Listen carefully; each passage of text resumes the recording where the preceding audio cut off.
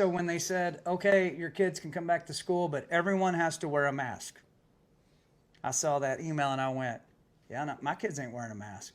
So I emailed the principal and I said, my kids are coming back to school, but they're not going to be wearing a mask. And they said, well, then they won't be allowed to come into school. And so I sat there for about an hour. I have a computer just like everybody else, and I can look stuff up too.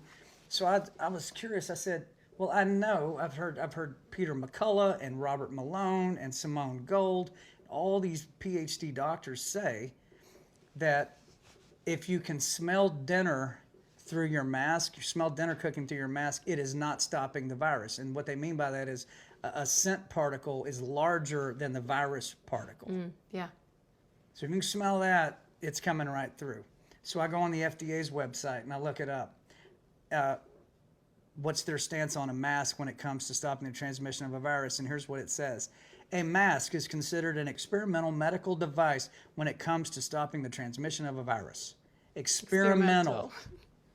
Then I go on the CDC's website. It says basically the same thing. So I copy and paste that, put the links to it in this email, and then I went and pulled the Nuremberg Code, and I printed the whole Nuremberg Code off and put that on that. And the first thing the Nuremberg Code says is you cannot coerce, force, threaten, all these words, another human being to undergo a what? Experimental medical procedure.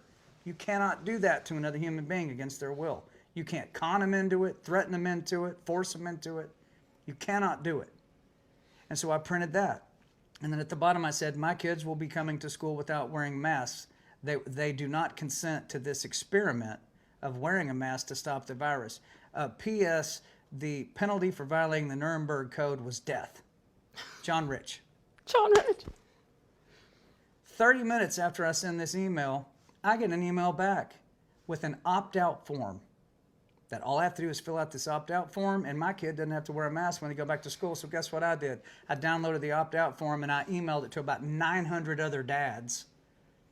I said, all you got to do is fill out this form if you don't want your kid to wear a mask. And so they all, I don't know how many, it was the vast majority, filled it out. And their kids come walking into school, here you go, and turned in their opt-out forms, and they didn't wear masks, and the conversation was over. So the lesson is, these people that run things generally do not want to deal with you like that. They don't. If you look them dead in the eye and you say, no, now what? Especially if you say no and go, here's why. Yes. And if you force us to do what I'm telling you I'm not going to do, here's what's going to happen to you.